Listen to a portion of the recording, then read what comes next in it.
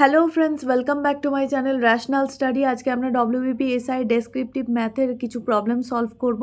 আমি এর আগের দিন তোমাদেরকে একটা প্রিভিয়াস ইয়ার থেকে দুটো প্রশ্ন করিয়েছিলাম। আমি সেই প্রিভিয়াস ইয়ারটা থেকেই আরও 3টে প্রশ্ন আমি তোমাদের সলভ করাবো। আমার এক্স্যাক্টলি মনে নেই যে 2019-এর পেপার নাকি 20-র পেপার, মোস্ট প্রবাবলি 2019-এর পেপার, কিন্তু সেটা 20-তে এক্সাম হয়েছিল। তো আমি সেই পেপার থেকে তোমাদেরকে দুটো প্রশ্ন আমি সলভ করিয়ে দিয়েছিলাম অলরেডি। আর যে বাকি 3টে প্রশ্ন ছিল আমি তোমাদেরকে সলভ করিয়ে দেবো।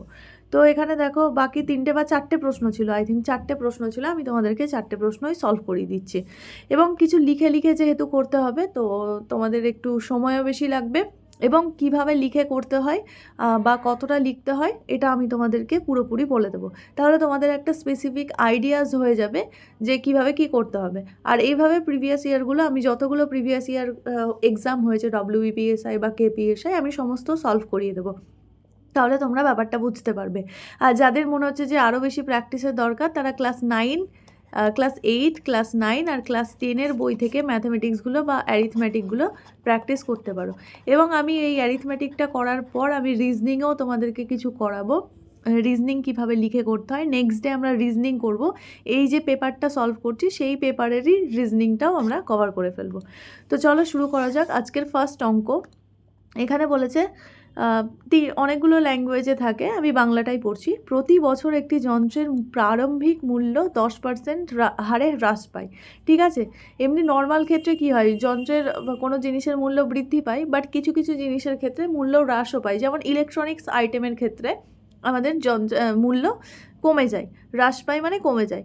যন্ত্রের বর্তমান মূল্য যদি 60,000 হয় তাহলে 3 বছর পরে সেই মূল্য কত? দেখো এখানে প্রচুর ক্যালকুলেশনের একটা ব্যাপার আছে এবং ক্যালকুলেশনও তোমাদেরকে ভালো জানতে হবে। ক্যালকুলেশনে ভুল হয়ে গেলে তোমাদের ডেফিনেটলি সমস্যা হবে। তো যন্ত্রের বর্তমান মূল্য 60,000, ঠিক আছে। তোমাকে এই লাইনটাও লিখতে হবে, যন্ত্রের বর্তমান মূল্য সমান 60,000 টাকা। সেকেন্ড লাইন তোমাকে কি লিখতে হবে? সেকেন্ড লাইন লিখতে হবে যে যন্ত্রের প্রারম্ভিক মূল্য 10% হারে হ্রাস পায় বা যন্ত্রের মূল্য প্রতি বছর 10% হারে হ্রাস পায়। যন্ত্রের স্পেলিং মিস্টেক হয়ে গেল। যন্ত্রের মূল্য প্রতি বছর কত পার্সেন্ট হারে হ্রাস পায়? 10% হারে। প্রতি বছর 10% হারে হ্রাস পায়। তো এই লাইন দুটো তোমাদেরকে লিখতে হবে, ছোটোবেলাতে লিখতে এখনও তোমাদেরকে লিখতে হবে। এবার বলেছে দেখো 3 বছর পরে যন্ত্রের মূল্য কত হবে। তো এবার যন্ত্রের বর্তমান মূল্য বলে দিয়েছে 60,000 টাকা, 3 বছর পরে যন্ত্রের মূল্য জানতে চেয়েছে। তাহলে লিখবে অতএব 3 বছর পরে যন্ত্রের মূল্য হবে কত হবে? এটা কম্পাউন্ডিংয়ের সূত্র, যেটা বর্তমান মূল্য সেটা ইন্টু 1 মাইনাস, যেহেতু হ্রাস পায় তাই মাইনাস হলো। 10% হারে তাই 10/100, যদি 20% হতো তাহলে 20/100 হতো। আর যেহেতু 3 বছর পরে জানতে চেয়েছে তাই এখানে মাথায় কিউব। এবার এখানে দেখো আমি ক্যালকুলেশনটা করছি। ক্যালকুলেশনটা কীভাবে করবে? 60,000 আছে, 60,000 লিখলে, আর এটাকে যদি ক্যালকুলেট করো তাহলে 100 - 10/100 মানে 90/100 হবে। আর তার মাথায় যেহেতু কিউব আছে তার মানে 90/100, তার পুরোটার মাথায় কিউব। এবার এটাকে দেখো আমি এভাবে লিখতে পারি 60,000 ইন্টু 90/100 ইন্টু 90/100 ইন্টু 90/100। তো এইভাবে তোমাকে ক্যালকুলেট করতে হবে। 0 0 কেটে গেল, তারপর 0 0 কেটে গেল, আর তারপর এখানে 0 0, এখানে 0 0 কেটে দিলাম। এবার গুণ করলে কত হবে? দেখো 9 9 81, 81কে 9 দিয়ে গুণ করলে হয় 729, 81কে 9 দিয়ে গুণ করলে হয় 729 এবং 729কে 6 দিয়ে গুণ করতে হবে। 6 দিয়ে গুণ করলে 6 9 54 4, হাতে থাকলো 5, 6 2 12 আর 5-এ হচ্ছে 17 7, হাতে থাকলো 1, 6 7 42 আর 1 43, তার মানে 43 74 আর একটা শূন্য এখানে পড়েছিল সেই শূন্যটা, মানে 43,740 টাকা। এবার এটা বের করলে তুমি 3 বছর পরে যন্ত্রের মূল্য কত হবে। তো এখানে লিখলে প্লাস সঙ্গে আমি এটা তোমাদেরকে সাজেস্ট করব আনসারটা আবার লিখে দিতে। অতএব 3 বছর পরে যন্ত্রের যন্ত্রের মূল্য হবে 43,740 টাকা। ব্যাস পুরো কমপ্লিট হয়ে গেল তোমার অঙ্কটা, এবং তুমি অ্যান্সারটাও লিখে দিলে। তাহলে এই অ্যান্সারটা যে লাস্টে লিখলে সেটা ডেফিনেটলি স্যারের চোখে পড়বে, এবং আনসারটা যেহেতু এক্সট্রাভাবে লিখেছো তো সেটা স্যারের ভালো লাগবে। তো একটা অঙ্ক আমরা করে নিলাম, এবার নেক্সট অঙ্কতে সলভ করব। এখানে দেখো একটি পাহারাদার 200 মিটার দূরে। এই অঙ্কগুলো আমরা কিভাবে করে থাকি, এই অঙ্কগুলো আমরা যে প্রসেসে করে থাকি চেষ্টা করব ওই প্রসেসটাই, মানে নর্মাল এমসিকিউর প্রসেসটা নিয়ে আসতে, কিন্তু এখানে জাস্ট একটু লিখে করব। এই যা, তো এখানে পাহারাদার 200 মিটার দূরে একটি চোরকে দেখতে পায়। চোরকে দেখতে পেয়ে তাড়া করলো। চোরটি একই সময় পাহারাদারকে দেখে পালাতে শুরু করলো। ঠিক আছে, তো এখানে হচ্ছে পাহারাদার, পি দিয়ে ডিনোট করছি, আর এখানে হচ্ছে তোমার চোর। চোর পাহারাদারকে দেখলো কত মিটার দূরে আছে, তখন 200 মিটার দূরে আছে, পালাতে শুরু করলো। এবার হচ্ছে চোরের গতি হচ্ছে 10 কিলোমিটার পার ঘন্টা, তাহলে চোরের গতি 10 কিলোমিটার পার আওয়ার। পাহারাদারের গতি কত, 12 কিলোমিটার পার আওয়ার। দেখো তোমরা এটাও মানে পরীক্ষার খাতাতেও এই লাইনটা আঁকতে পারো, তাহলে এক্সামিনারের আরও বেশি হেল্প হবে, যে তোমার যে মেডিটেটিভ পাওয়ার বা তোমার ভাবার যে ভাবনা চিন্তার পাওয়ার, সেটা তুমি কতটা এফেক্টিভলি ইউজ করেছো সেটাও সে দেখতে পাবে। তো এবার দেখো পালাতে শুরু করে, তো চোরটা কত দূর পর ধরা পড়বে মানে সার্টেন এই পয়েন্টে আমি ধরলাম ধরা পড়বে, ধরে নাও এখানে ধরা পড়ছে এ পয়েন্টে। ঠিক আছে, তো এ পয়েন্টে যেহেতু ধরা পড়ছে, তার মানে সি এ পয়েন্ট পর্যন্ত দূরত্ব গিয়েছে, আর পি গিয়েছে এই এতটা দূরত্ব, মানে দুজনেই আমার হচ্ছে এ পয়েন্টে ধরা পড়েছে, মানে দুজনেই এই পয়েন্ট পর্যন্ত পৌঁছেছে। এবার দেখো এ পয়েন্টে ধরা পড়েছে মানে দুজনেই তো একসঙ্গে দৌড়তে শুরু করেছে। চোরও যে টাইমে দৌড়তে শুরু করেছে, সঙ্গে সঙ্গে পাহারাদারও দৌড়তে শুরু করেছে। তার মানে এখানে হচ্ছে সময় সমান, তার মানে এখানে সময় তোমার সমান। এইটুকু যদি বুঝতে পারো তাহলে অঙ্কটা হয়ে যাবে, যে সময় এখানে সমান আছে, মানে একই সময়ে একটা পয়েন্টে মিটিং টাইম সেম। মানে আমি তোমাদেরকে এই অঙ্কগুলো যখন করেছিলাম সময় দূরত্ব গতিবেগের, আমি সেখানে বুঝিয়েছিলাম meeting time same. Meeting time যদি সেম হয় তাহলে সেক্ষেত্রে সময় সমান থাকে। সময় সমান হলে দুজনেই একসঙ্গে পালাতে শুরু করেছে, এই যতটা সময় দৌড়েছে এও ততটা সময় দৌড়েছে। তার সময় যদি পার্থক্য হতো সময়ে, তাহলে তো ধরতে পারতো না। সময় যেহেতু সেম সেই কারণে হচ্ছে ধরতে পেরেছে। তো সেই কারণে এখানে হচ্ছে সময় সমান। আর সময় সমান হলে আমরা জানি গতিবেগ ইকুয়ালস টু কত, গতিবেগ ইকুয়ালস টু দূরত্ব বাই সময়। তো যেহেতু সময় এখানে সমান, তার মানে দূরত্ব আর গতিবেগ পরস্পর সরল সমানুপাতে থাকবে। তো গতিবেগ যদি বাড়ে দূরত্ব বাড়বে, গতিবেগ কমলে দূরত্ব কমবে। তো এইটুকু কনসেপ্ট তোমাদেরকে বুঝতে হবে। এবার অঙ্কটা করব। এবার অঙ্কটাতে লেখো এখানে চোরের গতিবেগ, চোর ও পাহারাদারের মধ্যে, আমি বলবো তোমাদেরকে সাজেস্ট করব যে এই ছবিটা তোমাদের এঁকে দিতে, তাহলে মানে বুঝতে এক্সামিনারেরও বুঝতে সুবিধা হবে। পাহারাদারের মধ্যে দূরত্ব কত, 200 মিটার। নেক্সট দেখো, নেক্সট লিখবে হচ্ছে চোরের গতিবেগ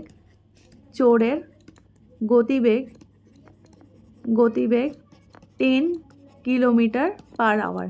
এবার তারপর লিখবে পাহারাদারের গতিবেগ, পাহারাদারের গতিবেগ। নেক্সট হচ্ছে পাহারাদারের গতিবেগ কত কিলোমিটার, নেক্সট হচ্ছে পাহারাদারের গতিবেগ 12 কিলোমিটার পার আওয়ার, মানে ঘন্টায় 12 কিলোমিটার।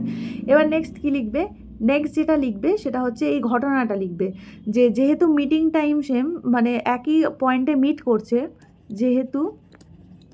যেহেতু তারা এক পয়েন্টে বা এক বিন্দুতে মিলিত হচ্ছে বা চোর ধরছে, তো সেই কারণে অতএব, এখানে সেই কারণে না লিখে অতএব লেখো,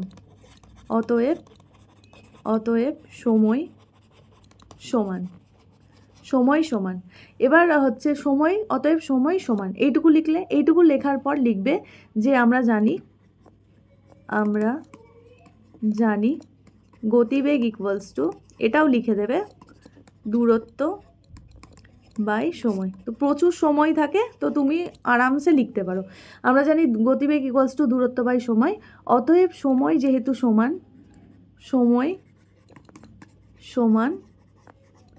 সমান, অতএব গতিবেগ ও দূরত্ব পরস্পর সরল সম্পর্কে রয়েছে, সরল সম্পর্কে রয়েছে। তো এই লেখাটা তোমরা লিখে দিলে, ব্যাস এবার তোমাদের অঙ্ক খুব তাড়াতাড়ি হয়ে যাবে। এবার তোমাকে যেটা লিখতে হবে সেটা হচ্ছে পাহারাদারের গতিবেগ ইষ্ট চোরের গতিবেগ। তো আমরা এই অঙ্কটা অনুপাত দিয়েই করব। তো পাহারাদার ও চোরের গতিবেগের অনুপাত কত অনুপাত? পাহারাদার আর চোরের গতিবেগ, পাহারাদারের দেখেছিলাম যে 12 কিলোমিটার আওয়ার আর চোরের হচ্ছে 10 কিলোমিটার পার আওয়ার। তো পাহারাদারের হচ্ছে 12:10, ক্যালকুলেট করলে আমরা পেয়ে যাব 2 দিয়ে কাটলে 6:5। অতএব পাহারাদার ও চোরের দূরত্বের অনুপাত কত হবে? দূরত্বের অনুপাতও সেম হবে, দূরত্বের অনুপাত হবে 6:5।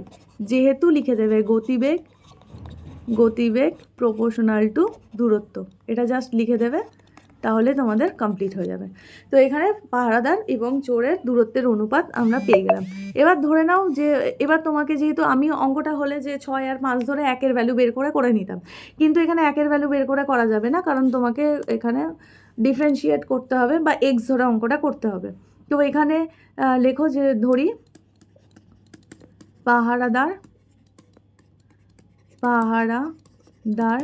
ও চোরের দূরত্ব যথাক্রমে 6x ও 5x মিটার। ঠিক আছে, ধরে নিলে তাহলে এই দূরত্বের পার্থক্য আমরা দেখতে পাচ্ছি যে পার্থক্য হচ্ছে এক্সের পার্থক্য। এবার শর্তানুসারে লিখলে 6x - 5x = 200। কেন 200 লিখলাম? কারণ দেখো দুজনের মধ্যে দূরত্বের পার্থক্য কত ছিল? দুজনের মধ্যে দূরত্বের পার্থক্য ছিল 200 মিটার। তো আমরা দূরত্ব ধরেছি কত? 6x আর 5x, তাহলে পার্থক্য কত হওয়া উচিত? পার্থক্য 200 মিটার হওয়া উচিত। সেই কারণে আমি 6x - 5x পার্থক্য = 200 মিটার লিখলাম। অতএব x = কত? x = 200। তাহলে x এর ভ্যালু আমি 200 পেয়ে গেলাম। এবার দেখি আমাকে কি বলতে চেয়েছে। মোস্ট প্রবাবলি দূরত্ব জানতে চেয়েছে। এবার হচ্ছে চোরটা কত দূরে ধরা পড়বে, মানে চোরটা কতটা ডিস্টেন্স গিয়েছে সেটাই হচ্ছে আমাকে বের করতে বলেছে। তার মানে চোর এই পয়েন্ট থেকে শুরু করে এ পয়েন্ট পর্যন্ত গিয়েছে, এতটাই ডিস্টেন্স গিয়েছে চোর। তাহলে চোর এই যে তোমার ডিস্টেন্স কতটা গিয়েছে, আমার হিসেবে চোর দূরত্ব গিয়েছে 5x। তার মানে এই 5x এর ভ্যালুটা বের করলে অঙ্কটা হয়ে যাবে। লেখো অতএব চোর মোট দূরত্ব যায় সমান 5x মিটার। তো x এর ভ্যালু যেহেতু 200 পেয়ে গেছি, তাহলে 5 × 200 মানে হচ্ছে 1000 মিটার বা 1 কিলোমিটার। তো অঙ্ক তোমার হয়ে গেল যে চোর কতটা দূরত্ব যায়। চোর যায় 1000 মিটার বা 1 কিলোমিটার।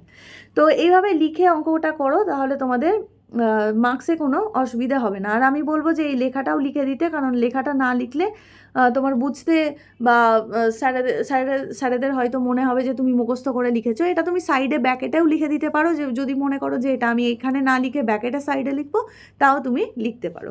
এবার আমরা চলে যাবো আমাদের নেক্সট অঙ্কতে। নেক্সট অঙ্ক বলেছে, দেখো average height of 21 boys was 148 centimetre, average gets increased by 1 centimetre. আচ্ছা, আমরা বাংলাতে পড়ি। 21 জন বালকের গড় উচ্চতা হচ্ছে 148 সেন্টিমিটার। যদি শিক্ষকের উচ্চতা যোগ করা হয় তাহলে গড় উচ্চতা 1 সেন্টিমিটার বৃদ্ধি পায়। তাহলে শিক্ষকের উচ্চতা কত? এই টাইপের অঙ্ক আমি তোমাদেরকে এইভাবে শিখিয়েছি যে 21 জনের গড় উচ্চতা 148, শিক্ষক যোগ হলো মানে 22 জন হয়ে গেল, হলো 149 হয়ে গেল, কারণ 1 যোগ হলো। তো এবারে 1 যোগ হলো মানে কি 49 হলো। 149 হওয়ার কারণই হচ্ছে এটা যে শিক্ষক যে এসেছে সে 148 তো সঙ্গে তো তার ছিলই, প্লাস এক্সট্রা 22 আরও নিয়ে এসছে, তার মানে টোটাল শিক্ষকের উচ্চতা হচ্ছে 170 সেন্টিমিটার। তো এইভাবে জাস্ট আমরা অঙ্কগুলো করতাম, যারা অ্যাভারেজের ভিডিও দেখেছো তারা জানো। এবার দেখো এখানে আমরা সেই প্রসেসে করব না, আমরা করব কি নর্মাল প্রসেসে। আমরা লিখব এরকম, 21 জন বালকের গড় উচ্চতা, 21 জন বালকের গড় উচ্চতা কত? 148 সেন্টিমিটার। তাহলে 21 জন, অতএব 21 জন বালকের মোট উচ্চতা বের করব। মোট উচ্চতা কত? 21 ইন্টু 148 সেন্টিমিটার। এখন গুণ করলে গুণ করতে পারো বা একবারে করতে পারো, আমি একবারে করব। এবার দেখো বলেছে যে টিচার যোগ হওয়ার পর শিক্ষককে যোগ দেওয়ার পর এখন 22 জনের গড় উচ্চতা হয় কত বলেছে? 1 সেন্টিমিটার বৃদ্ধি পেয়েছে। 148 + 1 = 149 সেন্টিমিটার। ব্র্যাকেটে এখানে লিখে দেবে 1 সেন্টিমিটার বৃদ্ধি পেয়েছে, তাই বৃদ্ধি পেয়েছে। বা এই লাইনটাকে আলাদা করেও লিখতে পারো বা নাও লিখতে পারো, কোনো অসুবিধা নেই। তো 1 সেন্টিমিটার বৃদ্ধি পেয়েছে তাই, তো সেই কারণে 149 সেন্টিমিটার হলো। অতএব 22 জনের মোট উচ্চতা কত হবে? 22 ইন্টু 149 সেন্টিমিটার। এবার তাহলে টিচারের উচ্চতা, শিক্ষকের উচ্চতা বের করব। তো শিক্ষকের উচ্চতা, অতএব শিক্ষকের উচ্চতা কত হবে? শিক্ষকের উচ্চতা টোটাল মোট 22 জনের মোট উচ্চতা মাইনাস 21 জনের মোট উচ্চতা বের করলে আমি বিয়োগ করলে আমরা পেয়ে যাব। তো এখানে লেখো 22 জনের মোট উচ্চতা মাইনাস 21 জনের মোট উচ্চতা। এবার জাস্ট বিয়োগ করে দাও। তাহলে 22 জনের মোট উচ্চতা হচ্ছে 22 ইন্টু 149 মাইনাস 21 জনের মোট উচ্চতা 21 ইন্টু 148। এবার দেখো আমি এটাকে এইভাবেও করতে পারি যে 149কে আমি 148 বা 22কে তোমার হচ্ছে আমি 21 হিসেবেও ট্রান্সফার করে দিতে পারি। তো আলটিমেটলি যে কোনোভাবেই করো 170 সেন্টিমিটার আনসার আসবে। তোমরা গুণ ভাগ করে নিতে পারো। 149কে 148 হিসেবে লিখেও তোমরা করতে পারো।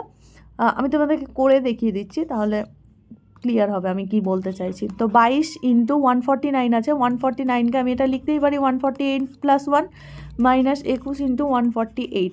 এবার দেখো এখানে 21 148 আর এখানে 22 148 আছে।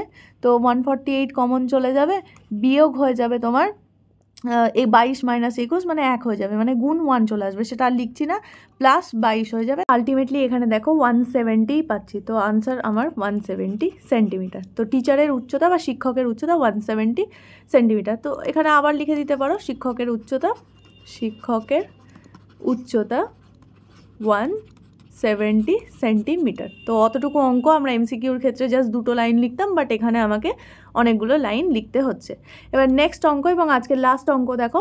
একটি নিরেট সীসার গোলকের ব্যাস 20 সেন্টিমিটার, ওই গোলককে গলিয়ে 10 সেন্টিমিটার ব্যাসের কতগুলি গোলক প্রস্তুত করা সম্ভব। তো এই টাইপের অঙ্ক আমি তোমাদেরকে অনেকগুলো করিয়েছি এবং এটা খুব ফেভারিট, ডব্লিউবিপির ফেভারিট একটা প্রশ্ন। তো এখানে দেখো নিরেট সীসার গোলকের ব্যাস 20 সেমি, এভাবে লেখো নিরেট সীসার গোলকের ব্যাস 20 সেন্টিমিটার। অতএব গোলকের এখানে অতএবটা না দিয়ে পুরো এখানেই দাও। অতএব নিরেট সীসার গোলকের ব্যাসার্ধ বের করে নাও। ব্যাসার্ধ কত? ব্যাসার্ধ হচ্ছে 20/2 সেন্টিমিটার, মানে হচ্ছে 10 সেন্টিমিটার। তো 10 সেন্টিমিটার আমরা পেয়ে গেলাম। এবার বলছে যে গোলককে গলিয়ে 10 সেন্টিমিটার ব্যাসের কতগুলি গোলক প্রস্তুত করা হলো। এবার দেখো এই যে নিরেট সীসার গোলককে যখন গলাচ্ছি, তার মানে গলাচ্ছি মানে আয়তন গলাচ্ছি। এবার তুমি এখানে আয়তনটা বের করে নাও। নিরেট সীসার গোলকের আয়তন কত? আয়তনের সূত্র 4/3 পাই ব্যাসার্ধের কিউব, ব্যাসার্ধ কিউব। তার মানে এখানে পেয়ে গেলাম আমরা 4/3 পাই 10 কিউব, আর একক হয়ে যাবে সেন্টিমিটার কিউব বা ঘন সেন্টিমিটার, এইভাবে লিখে দাও। এবার নেক্সট দেখো যে ধরি নিরেট পেনের কালিটা চেঞ্জ করি। নিরেট সীসার গোলককে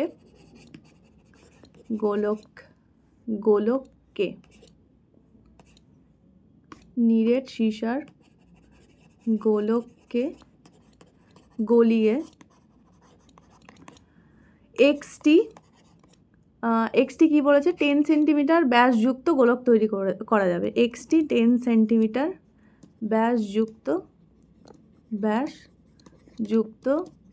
গোলক তৈরি করা যাবে।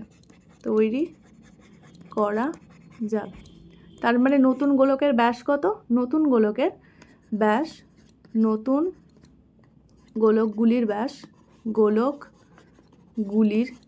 যেহেতু অনেকগুলো তো গোলকগুলির ব্যাস কত বলেছে? 10 সেন্টিমিটার বলেছে। প্রশ্নে 10 সেন্টিমিটার ছিল তো, হ্যাঁ 10 সেন্টিমিটার। তো অতএব নতুন গোলকগুলির ব্যাসার্ধ কত হয়ে যাবে? ব্যাসার্ধ হয়ে যাবে তোমার 10/2 সেন্টিমিটার সমান 5 সেন্টিমিটার। এবার দেখো নতুন গোলকের আয়তন কত হবে? অতএব নতুন গোলকের আয়তন হয়ে যাবে, আয়তনের সূত্র আমরা জানি 4/3 পাই ব্যাসার্ধের কিউব, তার মানে হয়ে গেল 4/3 পাই 5 কিউব। তো এটা আমরা পেয়ে গেলাম সেন্টিমিটার কিউব।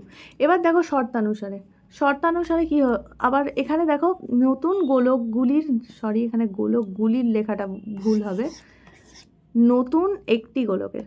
অতএব এখানে লেখো নতুন একটি গোলকের আয়তন, তবে এটা ঠিক হলো একটা গোলকের জন্য একটার 5 সেন্টিমিটার ব্যাসার্ধ, একটা গোলকের আয়তন এত হলো। অতএব নতুন এক্সটি গোলকের আয়তন কত হয়ে যাবে? আয়তন হয়ে যাবে এক্স ইন্টু 4/3 পাই 5 কিউব সেন্টিমিটার কিউব। একটা গোলকের আয়তন যদি এটা হয় তাহলে এক্সট্রা গোলকের আয়তন এটা হবে, তাহলে এটাও লিখে নিলে। এবার লেখো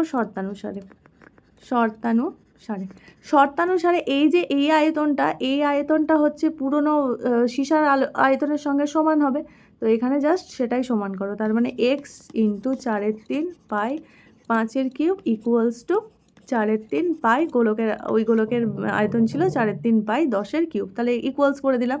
এবার দেখো মনে 4/3 পাই কেটে গেল, তো এখানে কাটার দরকার নেই, জাস্ট আমি কি লিখবো? এক্স ইকুয়ালস টু 10 কিউব, আর 5 কিউবটা এদিকে গুণে ছিল, তার মানে এদিকে হয়ে যাবে ভাগে। তো আলটিমেটলি আমি পেলাম 10/5।